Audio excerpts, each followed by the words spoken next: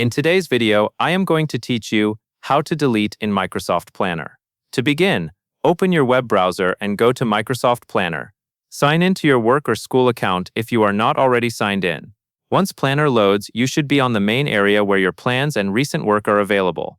Take a moment to confirm you are in the correct place before you delete anything, because deleting is typically permanent or difficult to undo. Next, navigate to the plan you want to work with by going to Project Management. This is the area where the plan is organized and where you can see your tasks on a board view. If you manage multiple plans, make sure you select the right one. A good tip is to quickly scan the plan name and any visible buckets or columns so you can confirm you are in the correct project. Once you are inside the plan, locate the specific item you intend to remove. In the interface, you will see the task cards or entries displayed on the board. Click on the highlighted item shown in your view. This action selects the task so you can access its options. If you click and nothing seems to happen, try clicking directly on the task title or the card area, not the empty space around it.